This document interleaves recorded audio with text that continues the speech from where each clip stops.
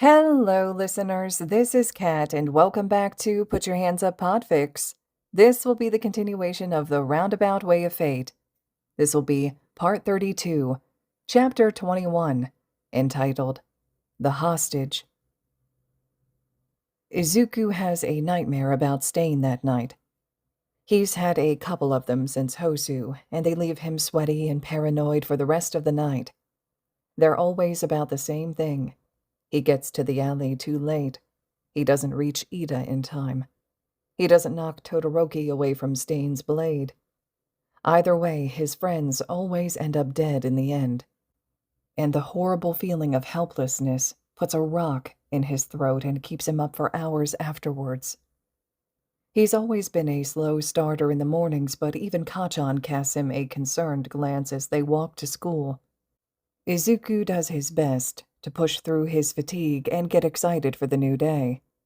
He cheers with his classmates when Aizawa tells them about the training camp during summer break. Their teacher warns them that those who fail to pass the end-of-term test will be stuck in remedial school. This makes Izuku wonder if Recovery Girl will give him a final exam too. He finds out later that she does, in fact, intend to give him some sort of test. When he asks more about it, though, all she tells him is to keep studying and training, which is annoying. He's fine with studying, but he hates not knowing what to study for. Leaving him in the dark is a surefire way of giving him anxiety. At least he's able to make some progress with his quirk over the next few days. By the end of the week, he's able to sort of slow the output of energy. It takes an immense amount of concentration just to barely make a dent in his metaphorical hose, but Recovery Girl says that the rate he heals wounds at has slowed by at least 10%. So that's something. He's still nowhere near being able to make his quirk stop, but he'll take what he can get. On Friday, his usual morning check-in with his mentor is interrupted by Shinso walking into the infirmary. Izuku startles, surprised to see the tall purple-haired boy who he hasn't spoken to since before the sports festival. He's even more surprised to see him covered in bruises. He opens his mouth to speak, but Recovery Girl beats him to it. "Are you kidding me? You were here nearly every day last week." She huffs irritably and ushers him towards the bed. "I'm going to be having a serious chat with Aizawa-san after this." Shinso winces and sits down. "Sorry." Izuku blinks in confusion, glancing between the boy and his mentor. What?" Shinso glances at him and explains. "I did my internship week with Aizawa-sensei. He approached me after the sports festival and offered to train me." "Oh!" Izuku is a bit taken aback, but happy. "That's great. I'm assuming you're still training with him, though." "Yeah," Shinso says, watching him carefully. "He's going to help me transfer into the hero course." "Well, that's not going to happen if he keeps beating you black and blue like this," Recovery Girl says, snippily, then turns towards her apprentice. "Midoriya-kun, if you would." She gestures to Shinso. Getting the message, Izuku hesitantly approaches the other boy. He's a bit nervous. He's only ever talked to Shinso once before, and it wasn't a very friendly encounter on Shinso's part. He seems different now, though. Still tired and devoid of emotion, but his indigo eyes hold less of a hard edge to them than last time. Izuku's skin still prickles as they watch him closely. Ducking his head, he gently places a hand on Shinso's forearm and concentrates on controlling his quirk. He thinks he manages to squeeze the hose a bit tighter this time, healing Shinso's bruises more slowly than usual. Shinso lets out a sigh of relief when he's done. "Thanks," he says. Then he pauses, seemingly hesitating, before he adds, "By the way, before the sports festival, what I said to you, He rubs the back of his neck and glances away. "Sorry." He coughs awkwardly. "I was frustrated, and it was kind of a dick move, so." Izuku perks up, pleasantly surprised by his apology. Maybe he's like Todoroki, aloof and intimidating on the outside, but secretly just dorky and socially awkward. Either way, Izuku is grateful that he's trying to ease the tension. "It's okay," he says, then pauses. "Well, no, it wasn't, but I accept your apology." He gives him a bright smile. Shinso squints slightly before glancing away again with a huff. "I gotta admit, you've got some damn protective classmates," he says. "Teacher, too. You didn't see him interrupt that mess in the hallway before the festival. First lesson I got from him was on the importance of healers. As if your classmates hadn't done a good enough job with that." He grumbles the last part. Izuku flushes at this. "Sorry." "It's all right." Shinso shrugs. "Guess I deserved it." I'm glad you're getting a second chance, though," Izuku says. "I'm sure you'll make a great hero." Shinso's eyes sharpen slightly. "You don't even know what my quirk is." His voice has a tone that Izuku can't decipher, but he suddenly feels like he's being tested. Swallowing, he asks warily, "What is it?" "Brainwashing," Shinso says. "I can control the mind of anyone who verbally responds to me and make them do whatever I say." He looks down at Izuku through hooded eyes as he says this. He sounds proud of his quirk. No, not proud. There's something else in his voice, almost like he's trying to scare Izuku. And sure, brainwashing is kind of a scary quirk, but all Izuku can think now is how cool it is. "That's awesome!" he exclaims. "What a useful quirk! It's perfect for hero work. You can take villains down by just talking to them. Man, you'd be a godsend in hostage negotiations." He giggles, not noticing the stunned expression on Shinso. "I think I get why Aizawa-sensei has taken an interest in you. You both have emitter-type quirks and, oh, you'll probably rely on your own physical skill when it comes to fighting, right? Is that why you couldn't pass the entrance exam?" He's rambling now. "My friend Kachan said that they had to take down robots, but I guess your quirk wouldn't work on them, right?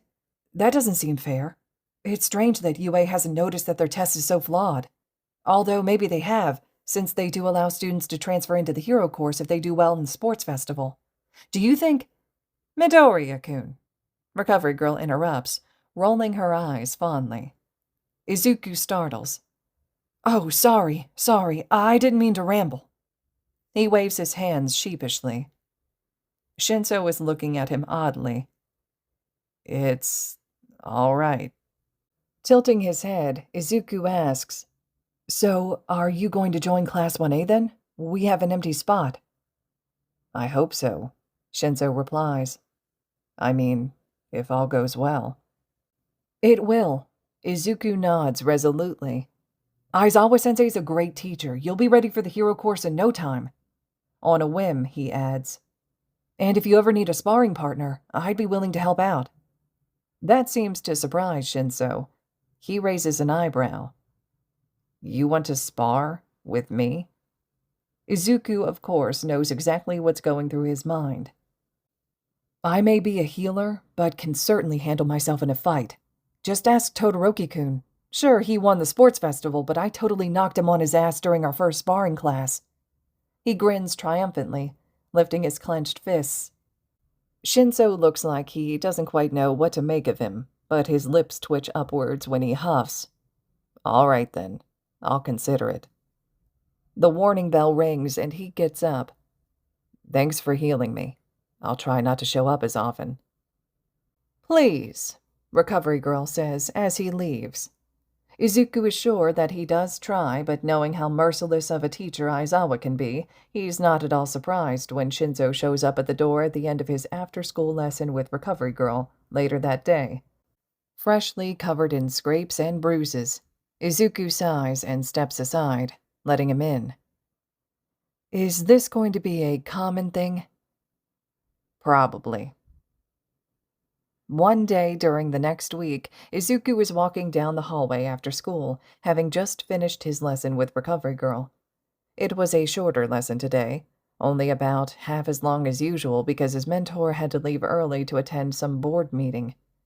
He isn't quite sure what to do with himself now. A lot of his classmates, Katon included, have taken to training after school, no doubt wanting to be as ready as they can be for the physical portion of their final exams. He doesn't want to disturb Katon, so he finds himself making his way over to Gym Gamma, hoping to get in some of his own training. He peeks his head through the door to see if it's empty. It's not. The first thing he notices is that Shinso and Aizawa are sparring together. The second thing he notices is that Shinso is getting his ass handed to him. Izuku winces as the purple-haired boy's chest hits the mat with a loud thud, Aizawa keeping him pinned with his arm twisted behind his back. All right, you got me," Shinso gripes. Aizawa lets go and Shinso rolls onto his back, panting heavily. "Can't we work on the capture weapon now?" "I told you," Aizawa replies, sounding bored. "I'm not teaching you how to use a capture weapon until you can hold your own in a fight." Grumbling, Shinso gets to his feet. "We've been at this for 2 weeks. It's going to take me ages before I can beat you." Aizawa's lip twitches. "You don't have to beat me. You just have to hold your own. Quit trying to rush things. You've already been making good progress, so let's—" Suddenly, his eyes dart up to meet Izuku's. The greenette stifles a squeak and pulls his head back behind the door, but it's too late. "Midoriya-kun, come over here." Swallowing, Izuku accepts his fate and sidles into the gym, rubbing the back of his neck sheepishly. "Sorry, Sensei. I didn't mean to be nosy. I just wanted to see if the gym was being used." "Did you want to train too?" Aizawa arches a brow as Izuku steps onto the mat. When the boy nods, he jerks his head towards Shinso. "Good. Spar with him." "Huh?" Both Izuku and Shinso simultaneously say. Aizawa is already stepping off the mat. "It'll be easier for me to see your mistakes and fix them if I'm watching from the sidelines. Plus, it's good to have a variety of sparring partners. Fighting a short person is different from fighting a tall person." Izuku pouts. "I'm not that short," he grumbles under his breath. Shinso makes a noise that sounds suspiciously like a snort. "Well," Aizawa says, gazing at them expectantly. The two boys glance at each other. Shinso shrugs, and Izuku quickly takes off his jacket and tie before dropping into a fighting stance. Shinso does so too, eyeing him up and down before making the first move. He swings, far too wide, with his right fist, and Izuku easily dodges, darting to land a quick hit to his ribs before stepping back. He could aim a kick at his knees, but he wants to give Shinso a chance to fight back before he takes him down. The purple-haired boy briefly looks surprised before turning to attack him again. Izuku dodges the next few punches, getting in a few light hits of his own, but mostly just being quick on his feet. He can see Shinso's problems. He has lanky limbs that would be difficult to dodge if he didn't take up so much time with his attacks. He needs to keep everything more condensed, keep his limbs close to his body before darting out with quick strikes. Shinso is starting to get frustrated, with Izuku practically dancing around him. In the corner of his eye, the greenette can see Aizawa looking a bit irritated as he follows him with his gaze, probably annoyed with how long he's prolonging the fight for, so he decides to end it. In a swift movement, he sweeps Shinso's legs out from under him before pinning him down with his weight. "Damn it," Shinso growls. Izuku keeps him pinned, hearing Aizawa walk towards them. "Midoriya-kun," the teacher drawls. "Can you tell Shinso-kun what he did wrong?" Izuku glances at him briefly before looking back at Shinso, who is wearing a very disgruntled expression. "He swung too wide, and he wasn't fast enough. It made all of his moves easy to see and easy to dodge. You should keep your limbs closer to your body. Don't be so loose, but also don't be too tight." The last part comes out something like a question. He glances at Aizawa for affirmation, and the man nods. Now, Shinso-kun, he says. What did Midoriya-kun do wrong? Shinso blinks, clearly not knowing what to say. Let me rephrase that. Aizawa sends a very pointed glance at Izuku. What is a weakness that a smaller opponent might have? Izuku wrinkles his nose childishly while Shinso ponders. After a moment, he wiggles his arm free, grabbing Izuku by the shoulder and pushing him to the side. Izuku squeaks as Shinso rolls them over and pins him down. He's light, Shinso says, grinning down at him triumphantly. Izuku sticks his tongue out at him. Exactly. Aizawa looks at Izuku. If you need to pin someone, don't use your weight like that. You should twist their arm into a difficult position, or something like that. Izuku nods. Shinso lets him up after a moment and says, You're really good, though. Where'd you learn that stuff? Oh, I've been taking self-defense classes for a while now, Izuku says, the words feeling rather repetitive as he reaches up to fix his ponytail. He feels like he's told a lot of people that recently. A spark of warmth tickles his heart. I guess that means I'm making a lot of new friends, he thinks with a small smile.